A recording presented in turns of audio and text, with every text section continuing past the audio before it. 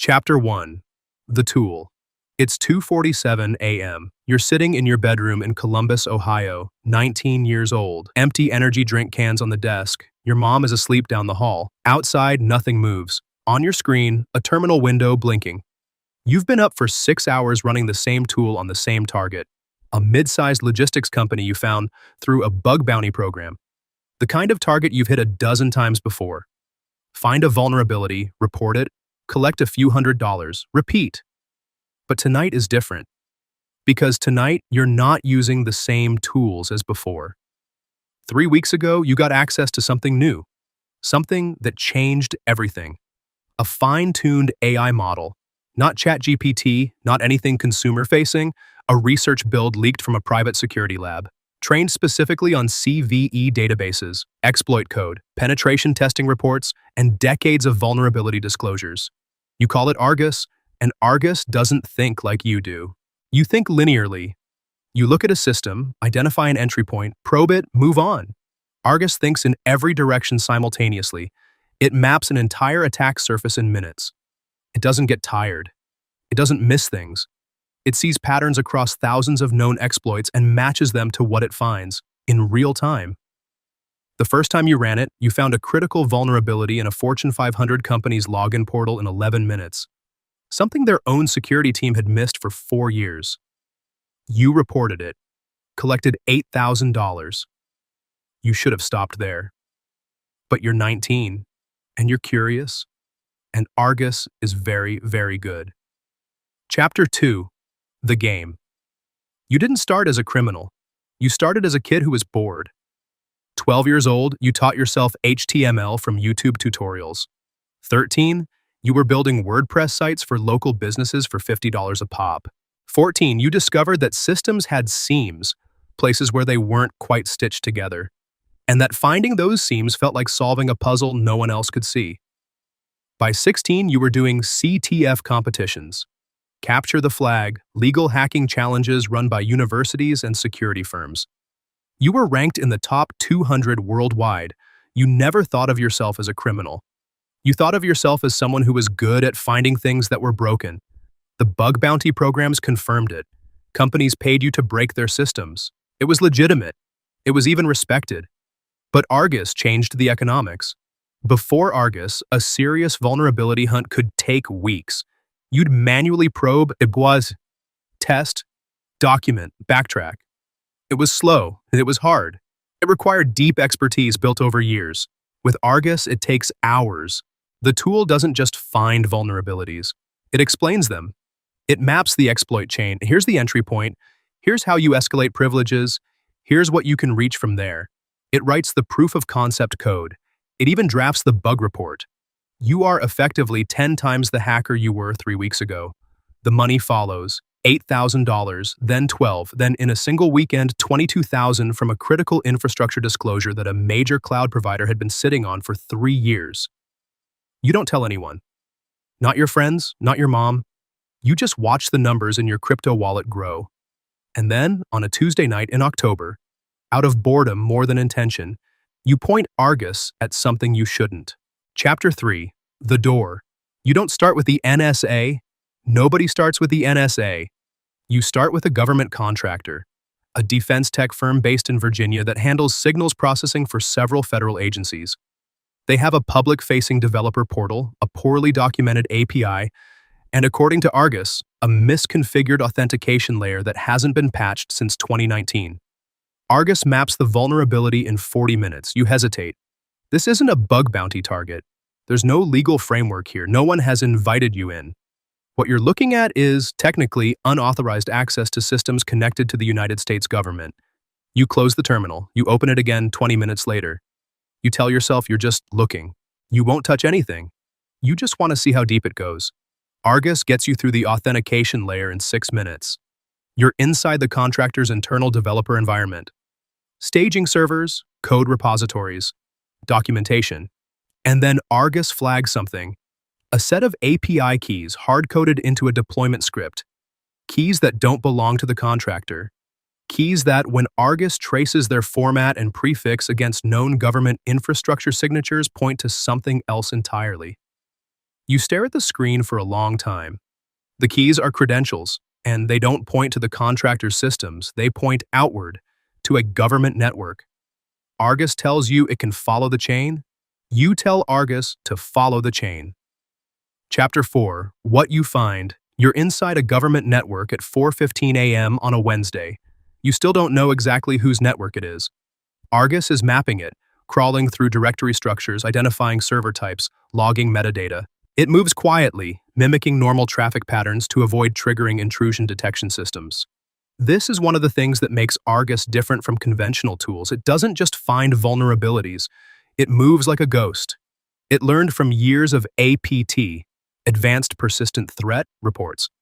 The tactics of Chinese state hackers, Russian intelligence services, Iranian cyber units. It absorbed all of it and it applies it automatically. You are, in this moment, moving through a government system with the operational sophistication of a state-sponsored intelligence unit. You're 19. You live with your mom, you have $300 in your bank account, and $40,000 in crypto. Argus finishes its initial map. The network is large, compartmentalized. Most of it is locked behind additional authentication layers that even Argus can't crack quickly. But there are seams. There are always seams. And in one corner of the network, a legacy file storage system running on infrastructure that hasn't been updated since the mid-2000s. Argus finds a directory that is inexplicably readable. No authentication required. A misconfiguration so basic it's almost insulting. You open the directory. What you find inside will take you 3 days to fully process. Operational documents, internal assessments, surveillance program architecture files, and buried in a subfolder with a bureaucratic file name that almost made you skip past it. A cache of files describing a domestic monitoring program. Not foreign targets, not suspected terrorists, American citizens, thousands of them. Tracked, logged, profiled, based on what they searched, who they called, what they said in private messages on platforms they were told were encrypted. You read for 2 hours without moving. You think about Edward Snowden, you think about what happened to him. And then you realize something that makes your stomach drop. You've been inside this network for 4 hours, and Argus has been logging everything. Every query, every directory access, every file it touched. That log exists on your machine. But the queries themselves, they exist somewhere else too. On their servers. You may have just left footprints in the most surveilled building on Earth. Chapter 5. The Wait. You close your laptop, you sit in the dark for a long time. This is the moment the game stops being a game. Before tonight, the worst-case scenario was a cease and desist. Maybe a call from a company's legal team. The bug bounty world had norms, informal protections. Even when you pushed boundaries, there was a kind of unmapain understanding. You find it, you report it, everyone moves on. There is no bug bounty for what you just found. There is no reporting mechanism. There is no form to fill out. There is no check waiting at the end of this. There is only the knowledge, sitting in your chest like a stone, that you have read documents describing something that the government has worked very hard to make sure no one outside a specific set of cleared individuals ever sees. And you have no idea if they know you were there. You think about what you know about forensics, about how network intrusions are investigated, about the timeline, how long it typically takes for anomalous access to get flagged, reviewed, escalated. Argus mimicked normal traffic. It moved slowly. It didn't trigger any alerts you could see, but you don't know what you couldn't see. You open your laptop again. You go back to the logs. Argus has already done what you were about to ask it to do. It's been running a background analysis since you closed the directory. Checking for tripwires. Reviewing access logs for evidence of detection. Modeling whether your traffic pattern was anomalous enough to flag. Its assessment, probably not detected. Probably, you have never hated a word more than you hate probably in this moment. Chapter 6. The Choice. 3 days pass. You don't sleep much. You eat cereal at weird hours. Your mom asks if you're okay. You tell her you're working on a project. You go back to the files twice more. Not to explore, just to make sure they're still there, that you didn't imagine it. They are. You copy them to an encrypted drive. You don't know why. Maybe because some part of you already knows that what you found is real, documented, and that it will matter to someone. On the fourth day, you start writing, not a report, not a disclosure, something between a journal and a legal defense, a document explaining exactly what you found, how you found it, and what it means. You write it for an audience you haven't chosen yet. A journalist, a lawyer, the public, no one. You don't know. You think about the people in those files, people who don't know they're being watched, who sent a message to the wrong person, searched the wrong thing, attended the wrong protest. Ordinary people with shadow profiles they never consented to. You think about what Snowden said, that he didn't want to change the world, he just wanted to give people the information to decide for themselves.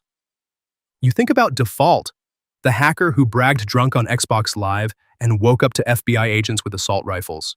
You think about Kraka, 17 years old, on the phone with the director of the CIA, genuinely believing he was making a difference.